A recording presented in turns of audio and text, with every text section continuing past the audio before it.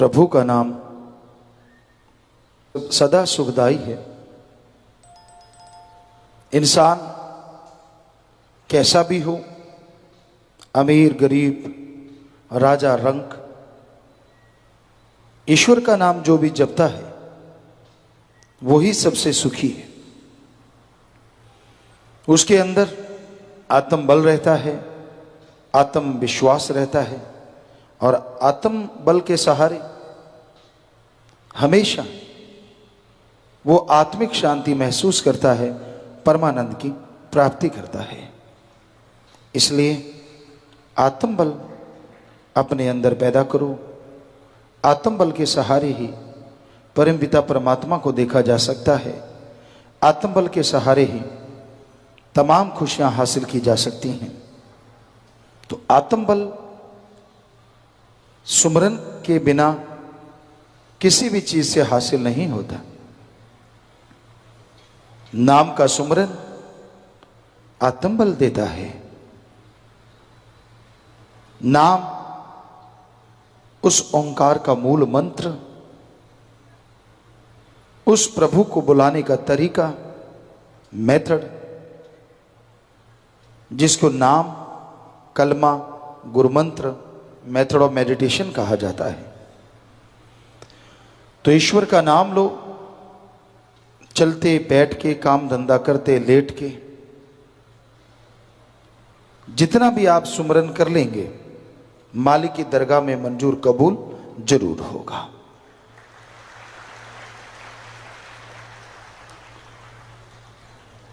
बाकी कोई भी चीज बासी हो जाती है, ईश्वर का नाम कभी बासा नहीं होता। जितना लोगे आपको तरोताजा रखेगा और जितना लेते जाओगे उतने ही तरोताजा होते जाओगे। आमतौर पे लोग ये कहते हैं, मैं थक गया। कोई कहता है दूध पीना है, कोई कहता है चाय लेनी है, थोड़ा शरीर बन जाएगा। ये साइको है, दिमाग में फिट किया हुआ आपका अपना तरीका है। थोड़ा सा वो असर करता है और बाकी आपका दिमाग कि ठीक है अब तो चाय पी ली, हो गए तरोताजा। वो आपका दिमाग ज्यादा काम करता है, उसमें चाय उतना काम नहीं करती। तो उसी तरह ईश्वर का नाम है, ये हमेशा तरोताजा रखता है। आप लेते रहो, तरोताजा बने रहो, क्योंकि ये दिमाग की, आत्मा की खुराक है। और जब आत्म बल आ जाता है, आदमी शांत, आत्म विश्वासी बन जाता है और आत्म बल के सहारे तमाम बरकतें मिलती हैं, तमाम खुशियां मिलती हैं, परम शांति मिलती है। हर कोई चाहता है कि उसके अंदर आत्मिक शांति हो। हर कोई चाहता है कि वो आनंद में जीवन व्यतीत करे। चाहता तो हर कोई है, लेकिन ये चाहत पूरी होती है ईश्वर के नाम से। अगर पैसे से होती तो दुनिया का सबसे ज्यादा धनाढ़ आदमी सुखी रहता, पर उसको भी हजारों टेंशनें हैं, दुखी है, परेशान है, गमगीन है।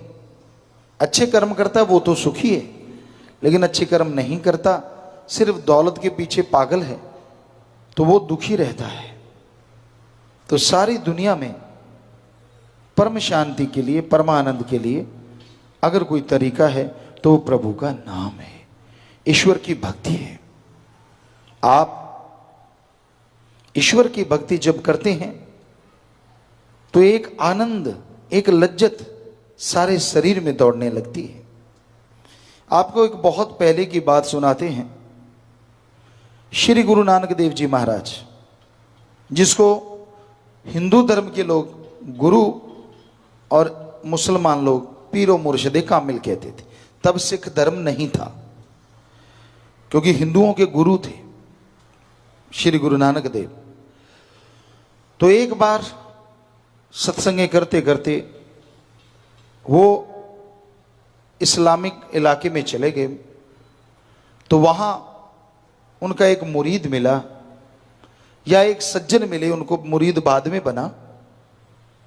तो वो कहने लगा, गुरुजी मैं आपसे बात करना चाहता हूं। गुरु नानक देव जी कहने लगे, हाँ भाई करो। कहने लगा मैंने सुना है अल्लाह की जो बांगे इलाही है, कलमे पाक है, उसमें बड़ा नशा होता है। क्या होता है? गुरु नानक देव जी कहने लगे हाँ मियाँ मिठा जी, बहुत नशा होता है। कहते मैंने कभी महसूस नहीं किया, मुझे तो कभी नजर नहीं आया। तो गुरु नानक देव जी ने तवज्जो दी, कहने लगे बैठ,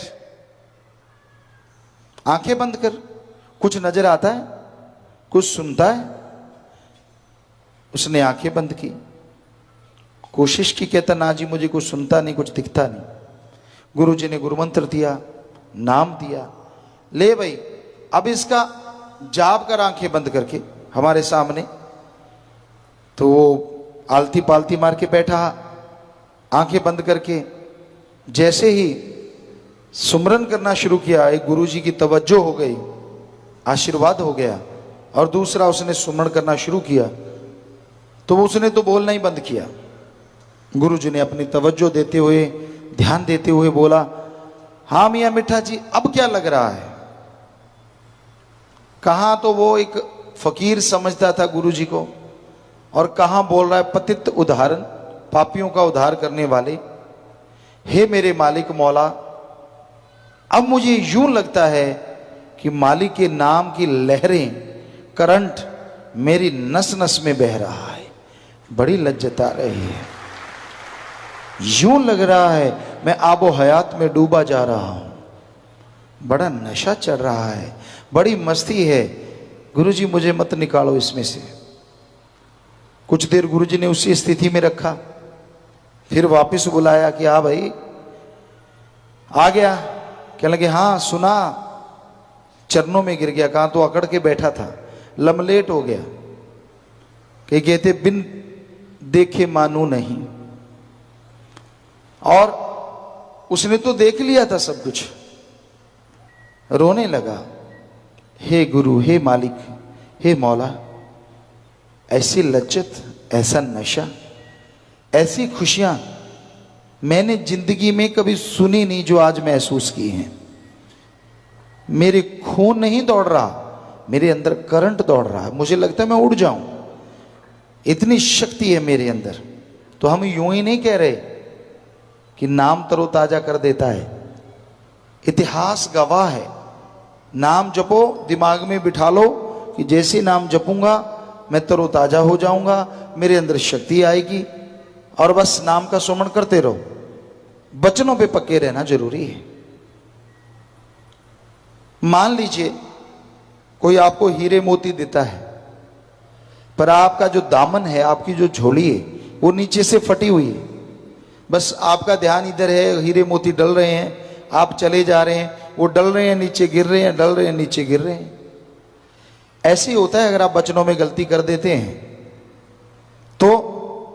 पीर फकीर गुरु तो मालिक से आपके लिए हीरे मोती, दया में रहमत, खुशियां देता है, पर आपकी झोली फटी होने की वजह से वो सारी चली जाती हैं वापस। आपके पल्ले कुछ नहीं रहता। ठीक है, जितना सुमन किया उसका आभास रहता है, उसकी कुछ खुशियां रहती हैं, बाकी सब चला जाता है। पता नहीं आपको क्या नूरी स्वरूप के दर्शन होने, पता नहीं कितना परमानंद मिलना, कितनी लज्जतें मिलनी। तो इसलिए बचनों पे पक्के रहो, अपनी झोली, अपने दामन को फटने ना दो। कई बार होता है यार गलती कर लेंगे, माफी मिल जाएगी। यहां नहरें हैं, वो लोग जानते हैं। मोघा कहते हैं जो नहर में होता है, वो एक नाला, एक खाड़ा बन के खेतों में पानी जाता है, 2 किलोमीटर तक भी पानी जाता है। अब नहर से 2 किलोमीटर दूर पानी लग रहा है, और नहर के पास अगर वो पानी टूट जाए तो, क्योंकि हमने तो ये बहुत देखा है, तो आदमी दौड़ के आता है, अब 2 किलोमीटर आने में 10 मिनट लगे, फिर उसको बांधने में तब तक बहुत ज़्यादा टूट जाता है, तो बांधने में बहुत टाइम लगता है। चलो बांध लिया तो नाला सारा खाली हो गया, खाड़ा सारा खाली हो गया, उसको दोबारा भरने में बहुत टाइम लगता है, और कब जाके खेत में पानी डलने लगता है, घंटों खराब हो जाते हैं, बहुत बर्बादी होती है, नुकसान होता है। ये तो कुछ भी नहीं, जब आप बचनों में गलती कर लेते हैं तो आपकी सारी खुशियां चली जाती।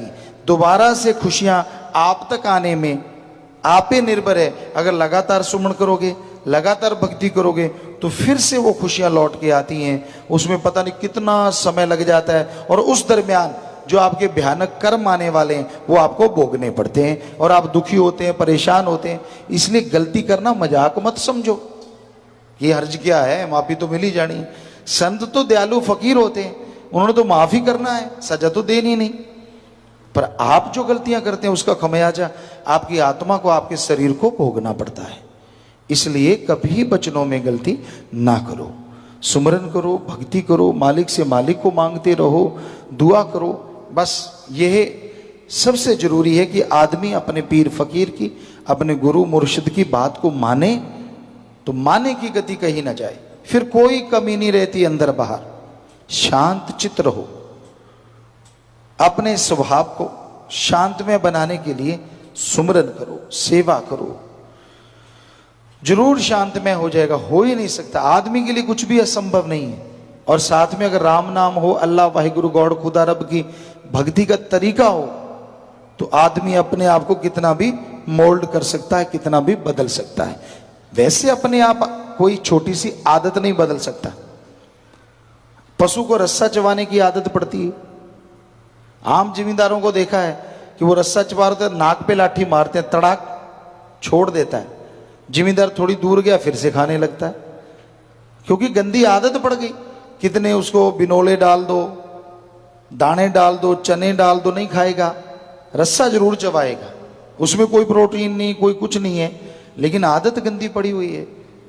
तो इसलिए आदत को भी बदला जा सकता है प्रभु के नाम से, मालिक की भक्ति से, इबादत से। वरना जितना मर्जी जोर लगाते रहो, ऐसे नहीं, टेंशन चाहे हो जाए, आदत नहीं छूटती।